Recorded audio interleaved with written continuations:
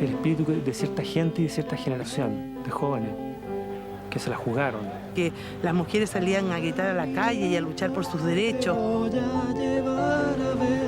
Me di cuenta de que existió un Chile bastante menos individualista que el que existe ahora.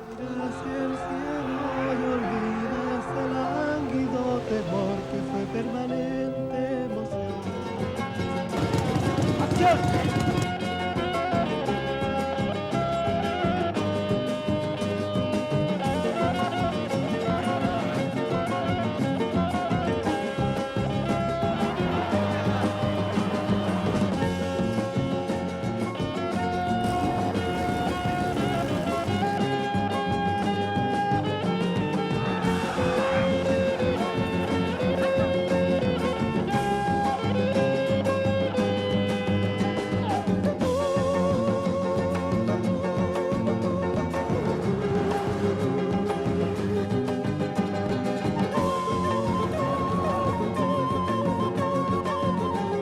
Esa sensación de que de verdad éramos dueños del futuro. Préstamela.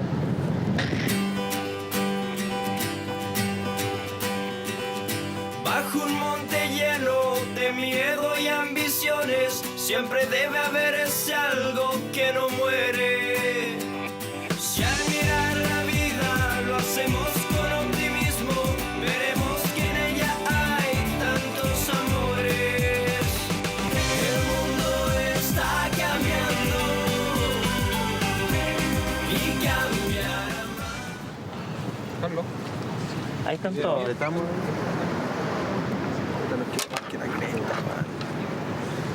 Entonces brindemos por nuestra amistad.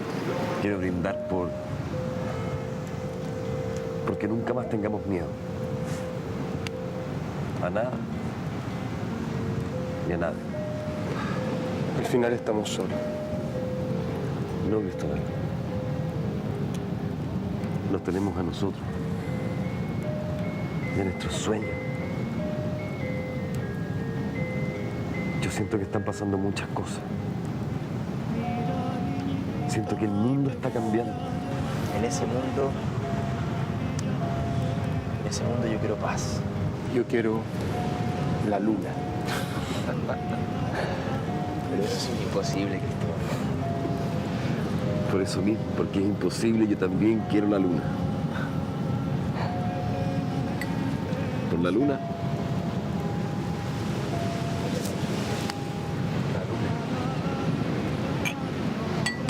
Por la luna.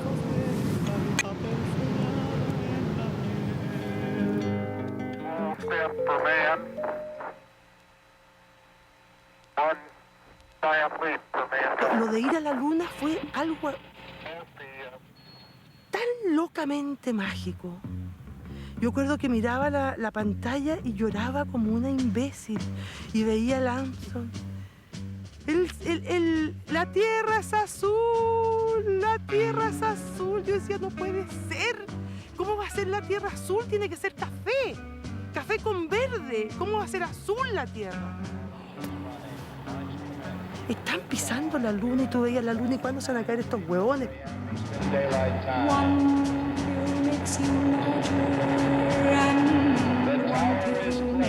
Y él dijo, llamemos a Neil Armstrong. Y yo le dije, ¿qué? Vamos a llamar por teléfono, están diciendo que tiene una línea abierta telefónica que va a hablar con el presidente en unos minutos más. Llamó por teléfono y larga distancia, si queremos hablar con la luna. ¿Qué? Le dijeron, y todo eso lo fue grabando. Entonces la niña me dijo, bueno, lo voy a comunicar, al final llegamos a Houston. Ahí se desconcertaron tanto que nos dieron con el encargado del vuelo. Se desconcertaron tanto que los pasaron directamente a la persona que tenía a cargo la línea con la luna y nos pidió disculpas porque esa línea era exclusiva para el presidente de los Estados Unidos. La prensa y medios electrónicos internacionales aclamaron el alunizaje como la culminación del sueño más antiguo del hombre. Enfermo aburrido. No me impactó para nada la llegada del hombre a la luna. No faltaban los que decían que esa era una experiencia reaccionaria, te fijas que el imperialismo norteamericano nos está haciendo alucinar con juguetitos. O sea, no era el viaje a la luna un logro de la humanidad, ni menos de la humanidad que éramos víctimas del imperialismo norteamericano. Y Y efectivamente, cuando Armstrong empezó a poner la patita ahí, qué sé yo, y pues, vea, ¡pah! Un champañazo ahí, qué sé yo. Como que antes yo era ingenuo, la humanidad era ingenua, el hombre que no había llegado a la luna era ingenuo, y luego de haber pisado la luna ya no había misterio, ya no había nada, y por lo tanto ya no éramos ingenuos y ya estábamos transitando derechamente a la adultez, con toda la dureza que eso significa.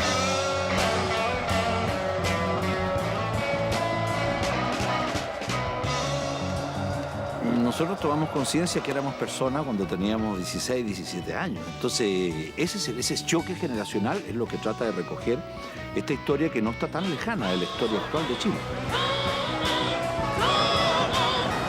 Son los años en que la juventud por primera vez dice yo existo y no estoy de acuerdo en cómo se está desarrollando el entorno social en el cual estoy viviendo. Por eso para mí creo que fue el comienzo de una época de cambio donde la juventud tomó protagonismo y tomó la palabra y la acción también. Como decir, yo no soy niño y no soy adulto, soy joven, ¿entendí? Entonces, esa como ansia de juventud, de poder como ser libre, poder optar, poder jugarte la vida. De trabajar por el otro, de yo lucho porque quiero que tú estés bien. Yo creo que eso es lo que estamos tratando como de rescatar. Era la época en que los jóvenes teníamos poder, era una cosa muy extraordinaria, yo creo que tampoco se ha repetido. Y había un espíritu de cambiar el mundo también, o sea, había esa ilusión en ese tiempo muy fuerte, o sea, los jóvenes estamos en el poder, podemos cambiar el mundo. Entonces yo decía, ¿por qué los jóvenes se rebelan, la liberación, los hippies, ¿por qué pasa? Pero empecé a investigar y me di cuenta que finalmente durante anterior a este periodo estaba el periodo donde los jóvenes con sus padres eran muy respetuosos, donde existía unas reglas muy conservadoras, donde en la mesa, como por poner un ejemplo, no se podía hablar ni dar una opinión ni un juicio de igual a igual con tus padres. Todos los jóvenes de alguna manera se rebelaron y reinventaron la vida completa de nuevo. Y se la reinventaron también a las generaciones que vinieron. O sea, nos la reinventaron a nosotros, que somos los herederos hoy.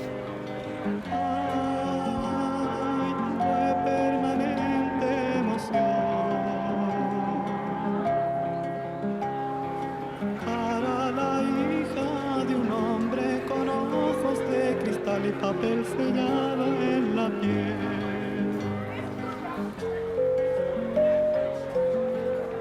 Hay muchos mitos sobre los 60 y los 70. ¿Qué me pasó al estudiarlo, de darme cuenta? Yo decía, ¡ay, vamos a ser hippie! Dije, ya, todos vamos a ser hippie. Mentira. Los hippies eran una elite de este porte. Lo que es, no sé, por la droga, ¿cachai? Que también hay muchos mitos, como que en esa época todo el mundo fumaba pito y qué sé yo. Hubo hippies, hubo hartos. Simpáticos todos. El ser hippie en esa época era como el no aceptar lo establecido, querer cambiar el mundo. Yo estoy haciendo a Cristóbal. Cristóbal es uno de estos 4 amigos que llevan un poco la historia. La verdad es que Cristóbal es el más hippie. El que vive en la playa, que tiene un cuento más con la naturaleza, más como con la armonía de la vida. Amor, justicia e igualdad. Yo quiero la luna. Eso. Sí. Pero, ¿cachai? Porque si lo hacemos pensando como yo quiero paz, quiero amor, quiero justicia. Y Cristóbal piensa que la mejor manera de lograr ese objetivo es poniendo un grano de arena. Ese grano de arena es vivir en comunidad, ser felices nosotros, no mezclarnos con lo que no nos gusta. En vez de combatir lo que no nos gusta, no mezclarnos. Ya, Marcela. Bueno, a mí me contaron del personaje y con todo esto del abandono y todo, Cristian Galán me dice, bueno, y él tiene un perro. Y ese va a ser su gran amigo también y su compañero y cuando tiene pena no va a donde el amigo a decirle, ¿sabes que estoy súper cagado? No, va a donde el perro. Vamos. Grabando. Grabando, 3, 2, 1, ¡acción! ¡Arriba, cabrito! ¡Que ya Ciérrate. cayó el gallito! ¿Qué quiere? Ciérrate de la otra. ¿Qué? Oiga, ¿y usted durmió vestido? Mamá Chela es una mujer con un instinto maternal fuera de lo común. Mamá Chela no puede tener hijos. Adoptó una hija. Y adoptó un montón de niños que han sido medio abandonados por las familias. Entonces, ahí se formó esta comunidad hippie, en donde ella es la gran madre. Entonces, estos cabros la sacan de ahí. ¿Qué está haciendo? Sembrando papas, estaré, porque se le arranca la muerte. Sembrando papas, estaré. La historia de esta comunidad sería digna de contarla en sí misma, así solita. Sería muy bonita porque realmente es cómo se construyó y cómo llegó a ser lo que es en el momento en que empezamos a contar la teleserie. Cómo esta mamá Chela fue recogiendo lo que botaba la ola, que en el fondo eran vidas preciosas de jóvenes que iban llegando allí por distintas razones y circunstancias, abandonando sus propias familias o simplemente buscando un destino que no habían conseguido en ninguna otra parte.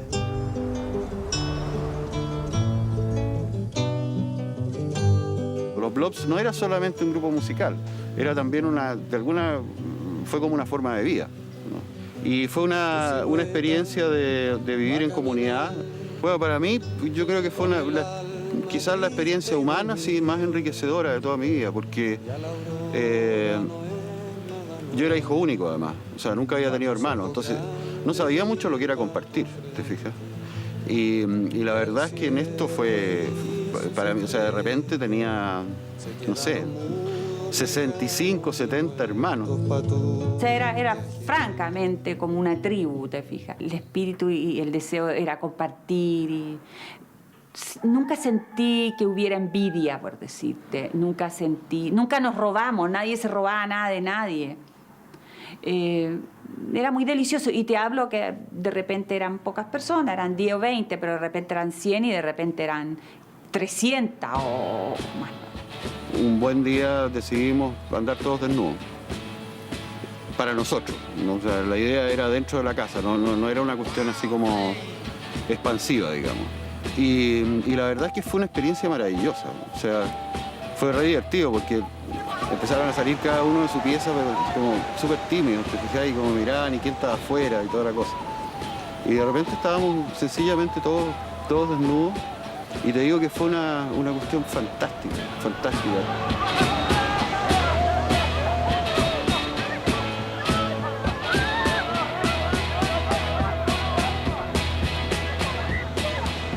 Nosotros anhelábamos una libertad total y vivir en comunidad y todo eso, y cuando viví en comunidad era un caos, po. Era una cuestión que había que pedir poco menos que, qué sé yo, un permiso escrito para entrar al baño, por ejemplo, ¿no? Cosas así. Y nadie lavaba los platos, cosas domésticas, pero que son importantes, que después tú te das cuenta que son importantes para el desarrollo de la vida, ¿no?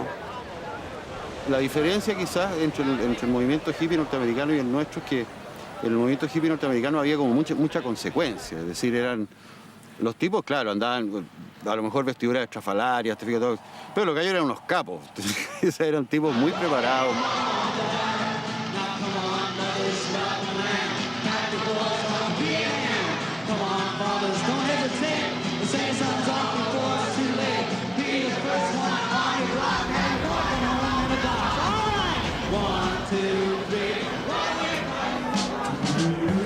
Specialist Dickerson, what is your personal reaction about going to Vietnam?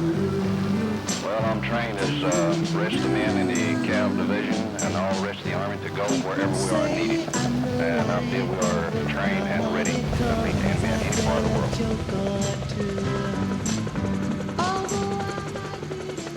El movimiento hippie, acuérdate tú que tuvo una gran influencia en la solidaridad con Vietnam y aquí en Chile también. O sea, la juventud fue muy solidaria con la guerra de Vietnam.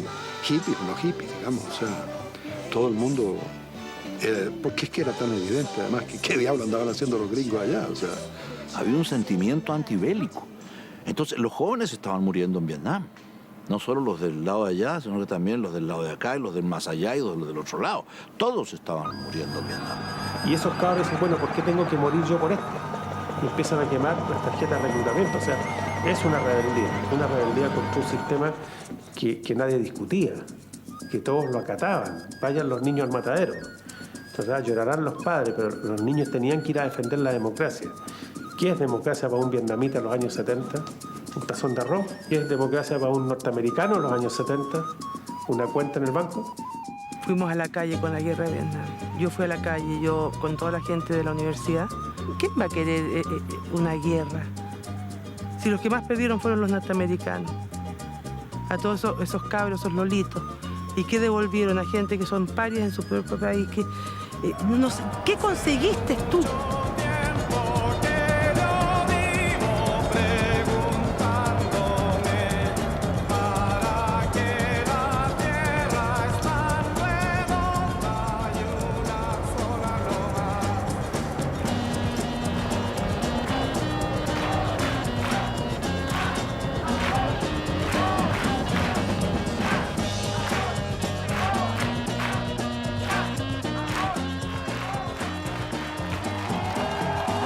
Chiquillos, siéntense así en ruedo.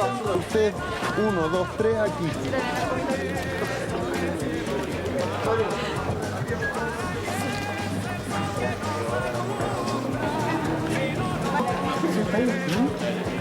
Mi personaje se llama Magdalena Arrieta Acuña.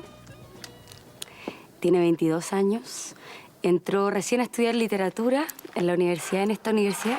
Se tomó varios años sabáticos y recién este año decidió estudiar gracias a su padre que por fin le dio permiso porque es un padre bien autoritario y bien machista para sus cosas. Señorita Magdalena, ¿está segura que no quiere devolverse? Aquí hay puros chascones nomás. No se preocupe, Pacheco, déjeme aquí. Pero al llegar a la universidad, ante ella se presenta como todo nuevo y le abre los ojos, también puede que aparezca algún muchacho que la confunda.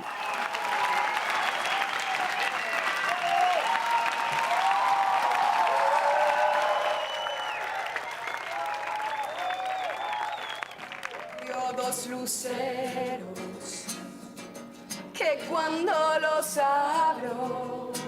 Yo creo que Martín, en lo más profundo de su corazón, es de principios muy fuertes, tanto que lo hacen tambalear, digamos, en su vida con respecto al amor, con respecto a temas relacionados con su familia, con su madre, con su padre. Es de ideas bastante tosudo, diría yo. Tiempo más justo que debemos esperar. Estaban los movimientos también ya algo más políticos, que a medida que fuimos entrando en los años 70 se pusieron mucho más polarizados. O sea, nace un MIR, por ejemplo, del lado izquierdo, y una Empate y Libertad del lado derecho. Pero estos, a su vez, los que estaban más politizados, miraban a los hippies, pero totalmente menos como lacra de la sociedad. Uno como contrarrevolucionarios y enajenados, y los otros porque no servían para nada. El MIR hablaba de igual a igual, y eran unos mocosos chicos, ¿te fijas? El Miguel Enrique tenía 24 años, y lo que te decía, yo tenía la misma edad de Miguel. Yo me acuerdo una última reunión que tuve con él, antes del golpe, fueron unas películas, en fin. Se va yendo, se despide y me dice, cortate el pelo. ¿Te cachai? Y era un gallo de la edad mía, que le encontró que andaba muy hippie.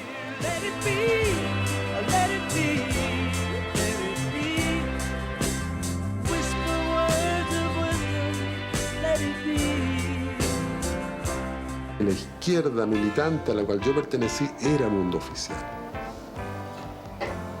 Y los únicos que no eran oficiales eran los hippies. Y por eso que los hippies eran mal vistos por todos.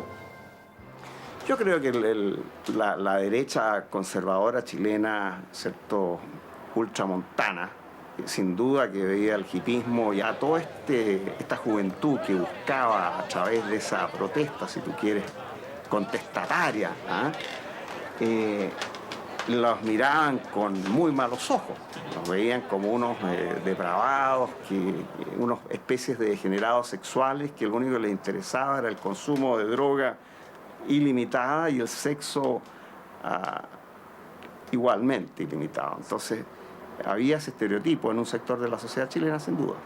Pero ellos no se complicaban. O sea, los hippies estaban en ellos, no eran gatillados desde fuera, ellos vivían su experiencia. No todos probablemente, como no toda la izquierda era igual, pero yo creo que ellos tenían ese encanto de atreverse a ser despreciados. Nosotros queríamos la ficha. Queríamos estar dentro del afiche. Pensaba que era más fácil ser hippie que militante político, pero no. Era más fácil ser militante político que hippie. Porque el militante político estaba en la rueda de la historia, ¿te fijas? Estábamos arriba del tren de la historia. Y los hippies nosotros pensábamos que estaban fuera del carro de la historia.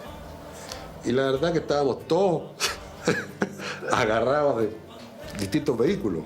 No había tren. Ese fue el error. Yo hacía un programa de radio en la época donde cuando tocaba Jimi Hendrix y Bob Dylan me reclamaban de, qué sé yo, de la JJCC, me decían, son un enajenante imperialista, le vamos a poner una bomba. Y después, a los 10 minutos, estábamos tocando a Víctor Jara en Tilmani, en Quilapayún, y nos decían, ustedes son unos malditos comunistas, les vamos a poner una bomba, ¡viva Patria y Libertad!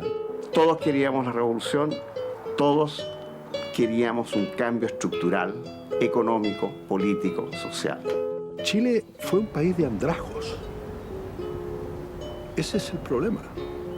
Vale decir, uno veía en la calle esa misma gente que hoy día pide limosna con parca y con nick, pues antes lo pedía con andrajos. ¿Ya? O sea, la situación era verdaderamente terrible. Que nuestro país vivía en condiciones de subdesarrollo y que había que hacer un cambio revolucionario. O sea, había que terminar o transformarla, romper el Estado liberal, burgués, capitalista y transformar esto en una sociedad más justa y desarrollada. Antes del 73 la gente volaba, los jóvenes volaban, eran libres, tenían ilusiones, luchaban, eran comunistas, eran miristas, eran de la derecha, eran de Patria y Libertad y salían a pelear por sus cosas.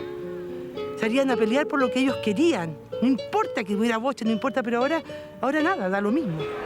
Yo siento que esta historia que estamos tratando de construir y de contar, que se llama hippie, pero que también podría haberse llamado rebelde, podría haberse llamado, no sé, podría tener otros nombres.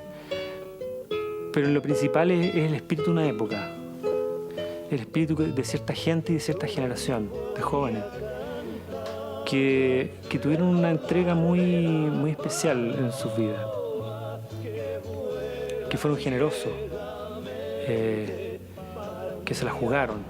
A mirar que vuelan ciegamente para un día anidar.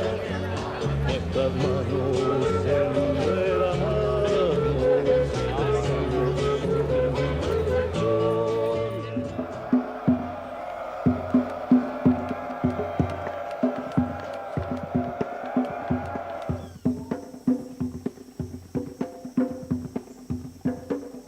Uno vivía con la foto del Che Guevara en su pieza, te fijas que tenía una mirada súper jodida. Yo me acuerdo, yo vivía hasta muy tarde con una foto del Che Guevara en mi pieza, una clásica con su boina, en fin, que también era un hippie, en términos estrictos, un tipo que no le gustaba el agua, te fijas, él encontraba que andarse bañando tanto era una tontería, usaba barba, y también estaba fuera de todo el componente sistémico. Mi hijito rico, guapo. No sé si me gustaba como político, pero puta que era bueno. Era buenísimo. Yo tenía una foto enorme del Che Guevara en mi casa. Recuerdo la fotografía de Guevara el año 67, a media plana, el titular del Mercurio, en Bolivia, cuando está ahí con los ojos abiertos y me impactó y me dolió que haya terminado así un hombre que podía haber tenido un destino mejor. Qué suerte tengo de ser testigo, cómo se acaba con la noche oscura que dio a mi tierra. Y una época que fue súper importante porque fue una época revolucionaria, una época en que se dio vuelta todo, en que las mujeres salían a gritar a la calle y a luchar por sus derechos. Como alguien dijo, todos queríamos la revolución. O sea, el único sector que quería conservar lo existente era la derecha conservadora chilena. Y el resto, tanto el centro político, la clase media, y para qué hablar los sectores populares, querían el cambio. Que tenía que haber un cambio, lo que yo te decía. O sea, estábamos en un mundo en que estaba a punto de destruirse, ¿te fijas? Y nadie hacía nada, o sea, íbamos a seguir en lo mismo. Lo que más me conmueve al recordar ese momento es el espíritu de esa época. esa sensación de que de verdad éramos dueños del futuro. No era una frase, era encarnada en cada uno de nosotros, adultos y jóvenes. Que se levanta, crece y se agiganta.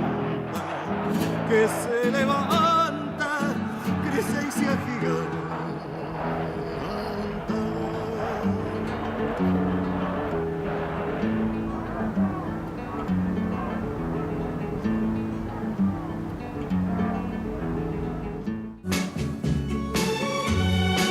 Por eso así yo te lo cuento.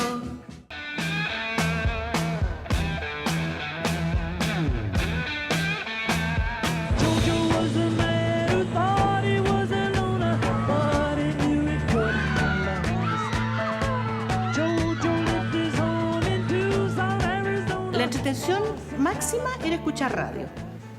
La televisión apenas empezaba.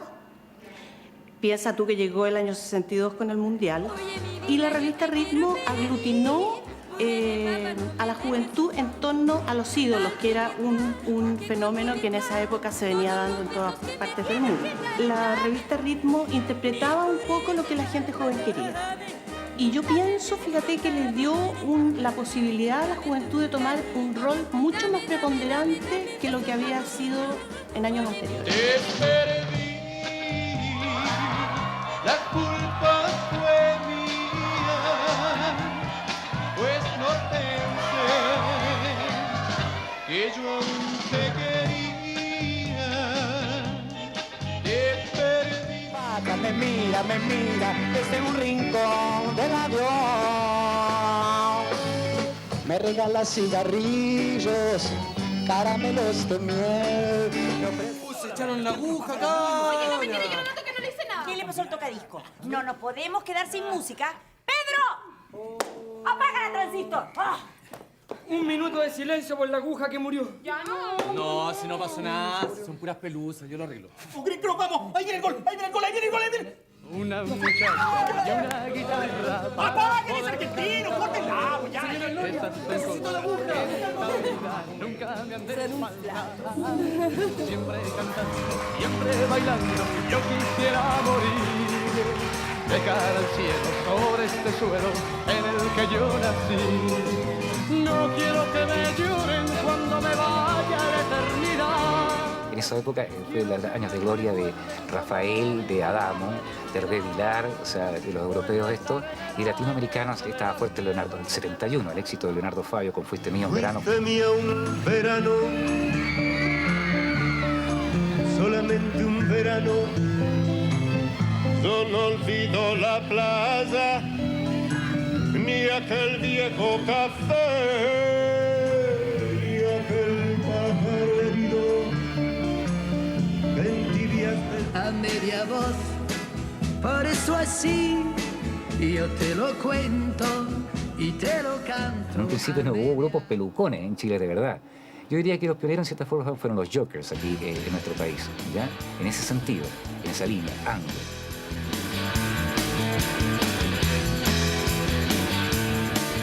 Tuvimos un par de temas propios, pero pasaron sin pena ni gloria. Pero los temas los covers que hacíamos de otras bandas nos salía muy bien. A tal extremo que el tema Satisfaction, los primeros años todo el mundo creía que era nuestro.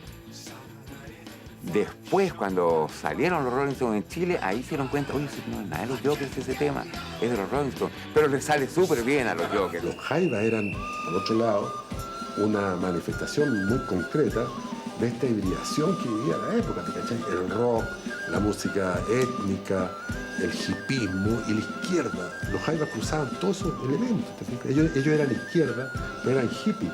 Esta fusión de elementos, yo creo que era la solución de la época.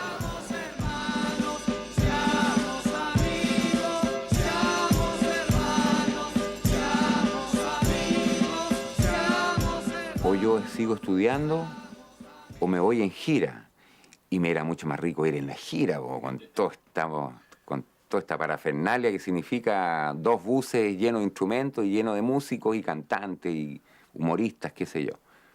Pat Henry, Los Diablos Azules, Los Ramblers, Cecilia, Buddy Richard, todos los de la época, todos arriba de buses y era excelente, se pasaba, pero chancho, ¿ah? Amarra una cinta donde yo la pueda ver. De no ser así, no me detendré. Sigo mi camino si no veo atada.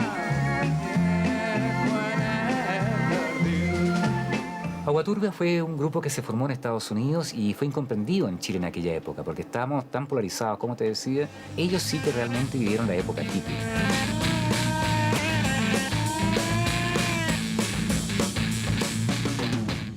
El disco anterior.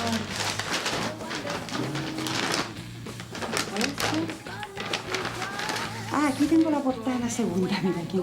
Pero cuando salió este diario ahí ya fue, ya la acabó.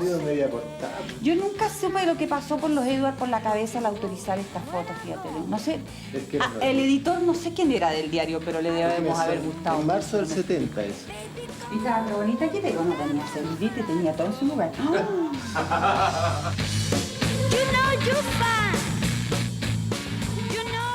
La nueva canción chilena también escuchaba mucho, porque yo recuerdo que, por ejemplo, Arriba en la Cordillera, de Patricio Mans, era una canción que estaba a todo dar en ese tiempo.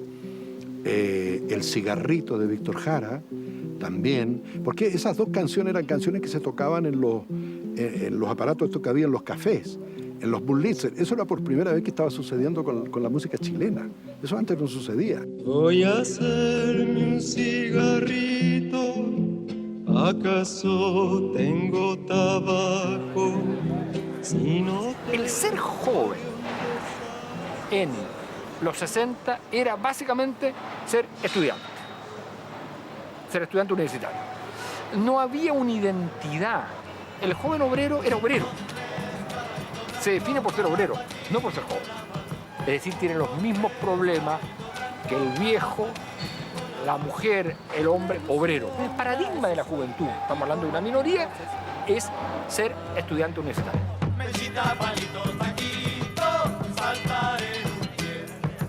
Hay cosas súper interesantes como la reforma universitaria, un proceso de modernización de las universidades que cambió para siempre el aspecto y los proyectos universitarios de Chile. Propusimos muchas cosas que después fueron parte de lo que fue la universidad, para adelante. De verdad que los jóvenes fuimos protagonistas.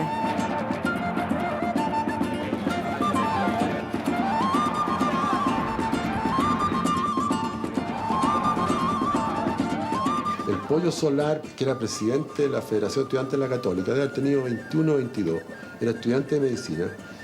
Y era un personaje de una importancia. Tú prendías la tele y estaba Solar hablando con otro senador, que era un caballero de 67 años, ¿te fijas?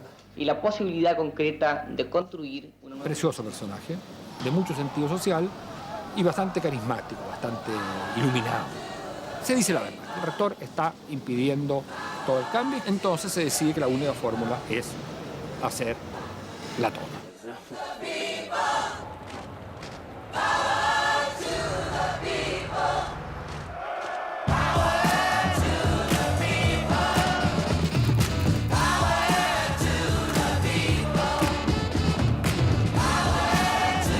Nos tomamos la universidad, ya estaba metida yo también, pues.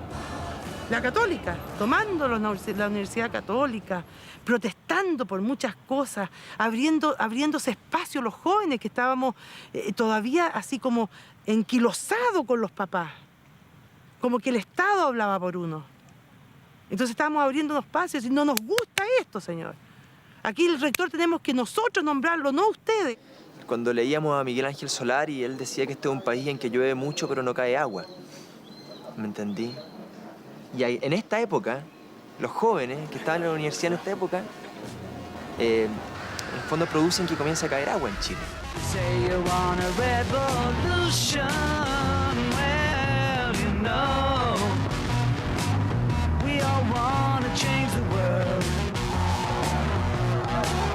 Hicimos plebiscitos, hicimos huelgas, hicimos tomas y la universidad experimentó una gran apertura, un mayor pluralismo y yo diría que la Universidad Católica moderna se debe a la reforma universitaria. But when you talk about destruction, don't you know that you can count me out? Yo soy Maximiliano Sierra Alta, soy el nuevo rector de la Universidad Nacional de Chile. Aquí, detrás a mi espalda, está nuestra casa de estudios. Estamos viviendo una situación un poco anómala. Mi personaje es Andrés Sierra Alta. Es un joven de 23 años. Su mundo sucede mayoritariamente aquí en la Universidad Nacional, un estudiante de Derecho. Bueno, yo estoy muy orgulloso de usted. Lo felicito de corazón, papá. Creo que lo va a hacer muy bien. Además, nuestra universidad necesitaba un hombre como usted. Hombre, gracias, hijo. La verdad es que yo tengo la impresión de que todo va a resultar muy bien, ¿no? Yo tengo confianza en la juventud, tengo confianza en ti, pese a ese pelo y a esa barba. Papá. Hijo del rector de la universidad, que es un profesor de acá muy respetado. Ahí se le ha presentado un conflicto como de valores, ¿cachai? Porque por un lado el líder de la toma de la universidad va a ser su mejor amigo, Martín, por el cual Andrés siente un gran respeto y un gran cariño, y profundo cariño y como lealtad de casi hermano. Él estudia medicina, está en 5º año. Es una persona que tiene convicciones profundas acerca de lo social. Es un tipo que estudia para servir. El rector nuevo dice que todos tienen que pagar su matrícula y yo no tengo plata. ¿Tú sabes todo lo que ha trabajado mi papá, cómo se ha sacado la cresta para que yo pueda estudiar? Algo vamos a hacer. Algo se nos va a ocurrir. Tranquilo. Te doy mi palabra que algo vamos a hacer. Mi personaje se llama Rodolfo Valenzuela, más conocido como Fito Valenzuela, o como Fito. De un punto de vista universitario, es nada menos que el presidente de la Federación Estudiantil y tiene como la gran misión que todas las inquietudes de los estudiantes, en este caso todo está girando en torno a la reforma universitaria, se haga por conducto regular, no vía manifestación ni sitting como le llaman. Él también no solo está velando, digamos, porque las cosas se hagan según su punto de vista de la manera correcta, es decir, con la rectoría. Como presidente de la federación, quiero decirle con todo respeto que nos interesa solucionar el problema de los estudiantes morosos. Aunque no comparto en absoluto los métodos irrespetuosos del señor Hidalgo. Martín Hidalgo, él es todo lo opuesto. Es una persona de un punto de vista humano mucho más social, con inquietudes mucho más de tripa y corazón, y qué rectoría, ni qué conductos regulares, ni qué jerarquía. Usted ha de saber que los alumnos morosos impiden el normal funcionamiento. Permítame interrumpirlo, señor rector, pero él no es un moroso. Él es una persona. Se llama David Torres. Es un joven ejemplar, señor rector. El mejor alumno de su generación. Él es hijo de padres trabajadores que con mucho esfuerzo lograron educarlo. Si usted impide que David Torres siga estudiando por razones económicas, usted miente, señor. Usted miente cuando dice que quiere cambios. Usted miente, señor, cuando dice que quiere escucharnos. Y usted miente, señor, cuando dice que prevalecen los méritos. Pero a medida que fue corriendo el tiempo me di cuenta que mi capacidad actoral iba a estar mucho más limitada en relación a interpretar el personaje, que iba a tener mucho menos elementos para actuar un personaje tan complicado. Y ahora de verdad estoy como más consciente de lo que se trata hacer un personaje como Martín. Me tranquilizó también el hecho de haber conocido a Miguel Ángel. Me tranquilizó el hecho de ver que es una persona tan normal, tan piola, increíble. Miguel Ángel decía que la juventud en esa época no tenía miedo, no tenían susto, no pensaban que algo les podía pasar. Y eso me parece súper romántico, ¿cachai? Eso como de ser, te hace como casi como un héroe indestructible porque no tenías miedo.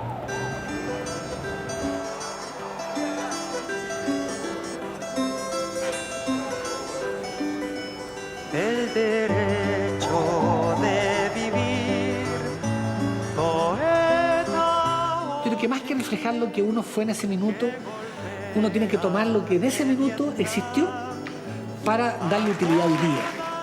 Pero lo principal es utilidad. Entonces quisiera que sacara algo de ese minuto que los jóvenes de hoy día agradecieran, nuestros hijos.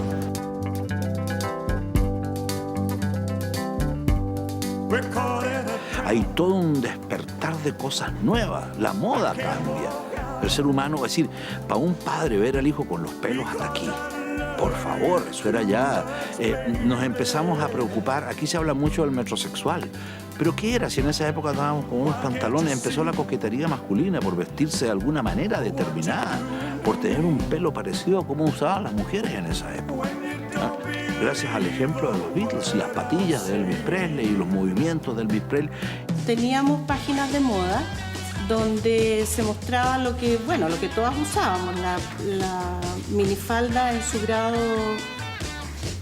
mínimo y al mismo que usan hoy día las chiquillas, y vestidos súper simples. Tú te podías hacer un vestido en un fin de semana, eran como los típicos vestidos como los de Cardán, o sea, sencillos y cortitos.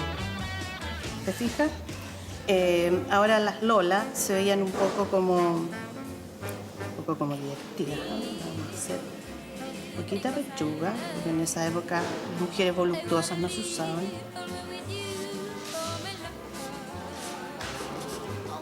Y su vestido no llegaba hasta más que eso. Piernas largas. Y eso. Y mucho pelo. Harto pelo. Down on me, down on me. Looks like everybody in this whole round world. La ropa era muy sentadora, ya sea hippie, o sea, como la que tengo yo. Era muy sentadora y para llevar este atuendo hay que tener una forma de estar, una forma de ser un personaje. Ha sido súper entretenido. Mi personaje también, porque todo le combina con todo. Tiene sus carteritas, ¿cachai? No, y me entretengo. Obviamente tengo que estar impecable todo el día, pero me entretengo y mis compañeros todos han cambiado tanto. Ayuda mucho el mirar a tus compañeros o el mirarse en un espejo y sentir que ya no son los jeans que andas trayendo en la mañana, sino que es una faldita. De hecho, yo estoy sentada así, ¿cachai? Porque ando con falda. Te da otra cinética. Estas eran pintas típicas hippie, vestidos largos, ya, esto es posterior, sí, vestidos largos, mucho bordado. Está presente otra tendencia que fue súper fuerte, la de las cosas tejidas como a palillo o a crochet, que también era un recurso que todas teníamos a mano. Todas las mujeres en esa época sabíamos tejer. It's been a hard day's night, and I've been working like a dog. It's been a hard day's night, I should be sleeping like a log. But when I get home to you, I find the things that you do will make me feel alright. You know I work. Uno empieza a entender como más cosas, empieza a entender por qué la mujer empezó a tener más fuerza en esa época, por qué era raro que las mujeres estudiaran. En nuestro país la mujer se casaba y se cortaba el pelo y dejaba de usar blue jeans, si es que habían blue jeans. Usaba vestido. Minifalda alguna.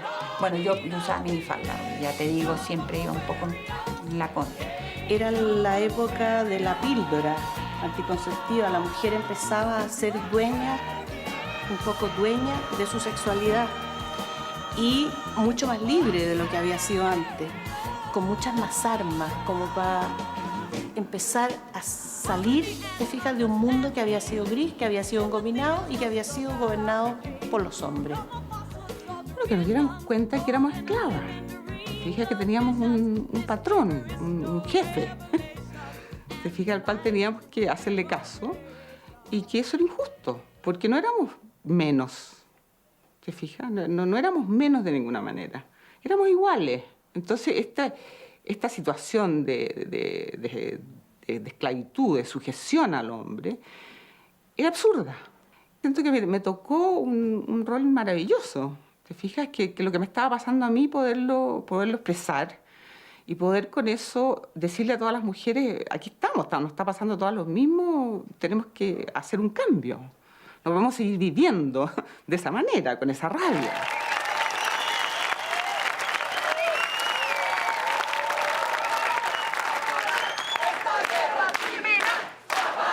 Mi personaje se llama Catalina Villalobos y esta universidad es como su alma un poco.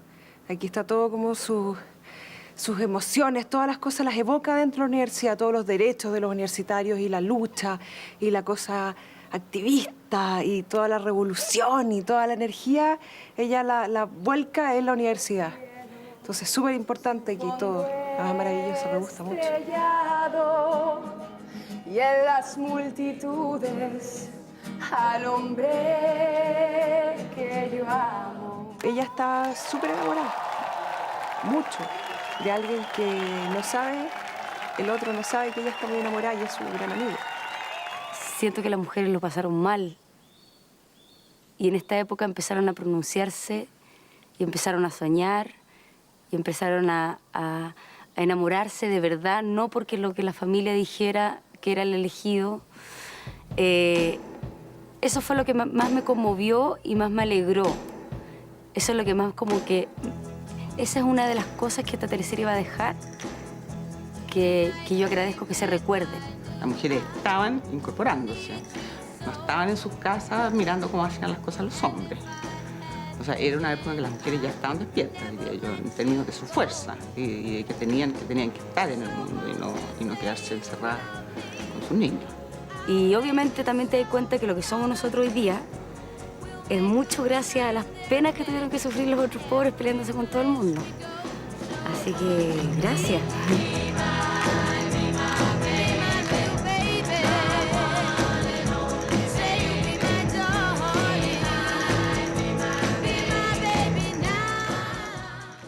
Tristeza es mía y nada más. Mi tristeza es mía y sola. Mi amorcito lindo, pero ¿por qué no me había llamado? En los estudios, pues usted sabe. Estos gringos que son tan exigentes. ¿Y cuándo vas a llegar? Panchito, lo único que quiero es verte por aquí, mi amor. Te estamos esperando. Es que, mamá, yo no voy a volver a Chile. ¿No? Espérame un segundito que tu papá quiere hablar contigo. Mamá, aló, no le estoy escuchando muy bien. Pero yo te escucho muy bien.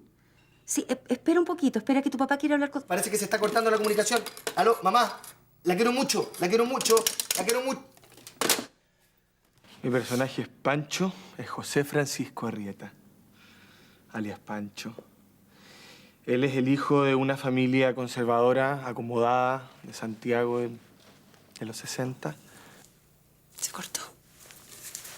Él tiene que ser el sucesor y lo mandan a estudiar a Chicago, ser un Chicago Boy. Y a diferencia de eso, él opta por esconder su realidad y él se va, en vez de irse a Chicago, se compra una moto y se va al Ostión. Y en esa condición se encuentra él, mintiendo, él está escapando de su realidad, él no quiere enfrentar a su padre, principalmente esa es la figura que más lo atemoriza. Mi personaje se llama José Patricio Arrieta. Es, digamos, el polo absolutamente opuesto de lo que pudiera ser un hippie o un revolucionario de esta época. Así es que, mire, agarre bien las riendas de su caballo y me solucione el problema, pues. Sí, clarito, clarito. Gracias. Y lo más terrible que le va pasando en esta historia es que de repente este mundo ideal que él ha construido y que ha defendido a través de toda su vida se empieza, lógicamente, con el impacto que significaron los 60, a desmoronar. Ya se los dije ya. Este camino está clausurado. Es propiedad privada. Pero los caminos son de uso público. Usted no tiene ningún derecho a... La última vez que se los digo. Por aquí ya no se puede pasar. Martín, ¿qué voy a hacer?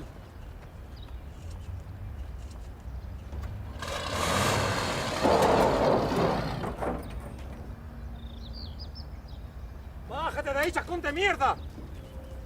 Discúlpeme, pero yo a usted no lo he insultado. Le dije que teníamos que pasar. Y vamos a pasar.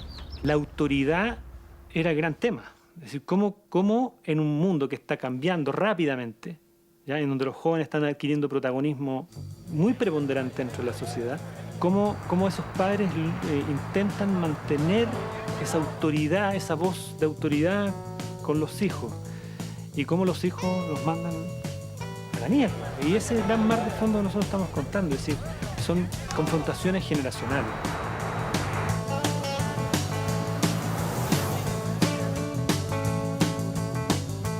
O sea, los papás tenían la razón y la leche te entra con sangre. Eso era nefasto, entonces los cabros se rebelaron, que también es bueno, pero todo el mundo se tiene que rebelar contra la autoridad malentendida. O sea, tú puedes ir de la mano con tu hijo, pero compartiendo las cosas, compartiendo ideas. Yo mi experiencia, él esa locura por vivir. Entonces fue bueno, por una parte, pero nos fuimos al chancho. Un documental que me llamó mucho la atención fue Descomedidos y Chascones, de Carlos Flores, porque me llamó la atención porque uno veía ahí a jóvenes opinando, ¿cachai? Jóvenes hablando de lo que estaba sucediendo en la época. Entonces ahí encontré a un par de jóvenes que yo decía, este puede ser Andrés, o así puede hablar Andrés, ¿cachai? Como con un tono de voz llegaba uno que dejaba las frases como arriba, ¿cachai? Compañeros, porque los jóvenes obreros tenemos que luchar, compañeros. O sea, a mí se me ocurría que de repente Andrés, cuando tuviera que exponer, podía tener esa cosa como de, que era como una voluntad de decir, de hablar, como muy voluntarioso, de crear. Así que yo creo que no van a lograr nunca ponerse en contacto con nosotros. Nosotros debemos ir y hacemos un llamado a todos estos jóvenes para que se reintegren a nuestro proceso. Yo tenía en la cabeza un poema de Floridor Pérez, un poeta del sur, y Floridor escribió un poema que se llamaba Weekend End y decía, queridos ancianos, decía, si somos descomedidos y chascones, si bailamos algo así desesperadamente hasta las 5 o 6 de la mañana, nunca regresaremos tan bebidos como para olvidar que este pudiera ser el último domingo de la tierra, por culpa vuestra, queridos ancianos. Si hay algo que unifica a los jóvenes de esta época es que son descomedidos y son chascones.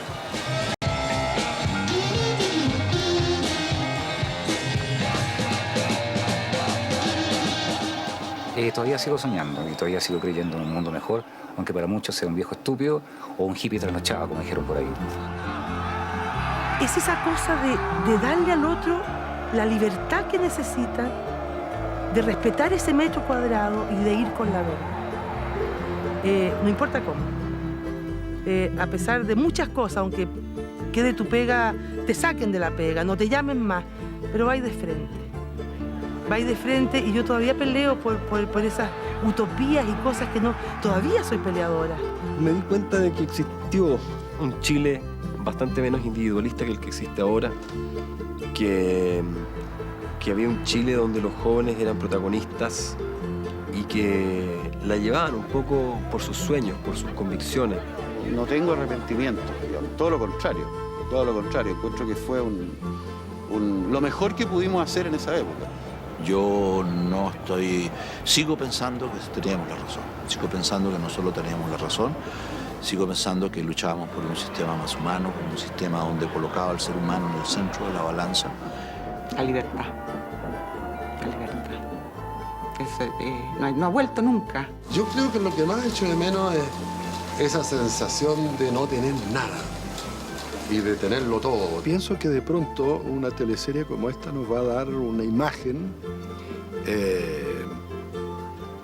de ese momento tan maravilloso que se vivió no solo en Chile, en el mundo entero en esa época, en que en general la juventud y los ciudadanos nos sentíamos como dueños de algo, como colectivo, y sobre todo teníamos futuro, ¿no? Cada uno con sus posiciones, cada uno con sus ideas, pero yendo hacia un futuro trascendente, diríamos, ¿eh? Eso era lo hermoso, diría yo, de ese momento. Yo creo que eso es lo más hermoso de esta historia, que es una historia de personajes muy particulares, pero también es una historia de una generación, una historia colectiva. Entonces también me siento un poquito heredero y me siento responsable al tratar de contar esta historia desde una cierta óptica,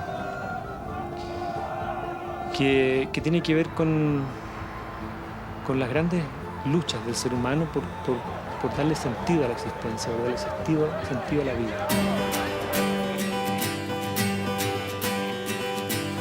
Bajo un monte lleno de miedo y ambiciones, siempre debe haber ese algo que no muere. Para hacer un homenaje a toda la gente que ha hecho estas cosas durante la historia y además matando los malos espíritus que pueden haber rompiendo una copa de cristal contra la escenografía.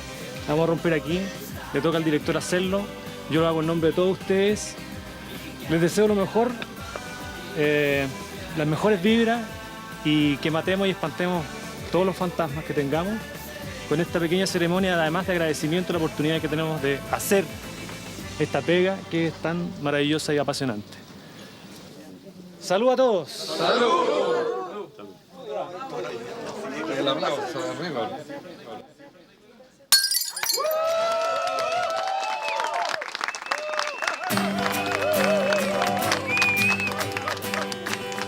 Bajo un monte lleno de miedo y ambiciones, siempre debe haber ese algo que no muere.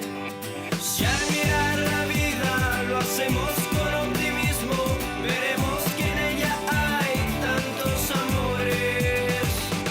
El mundo está cambiando y cambiará.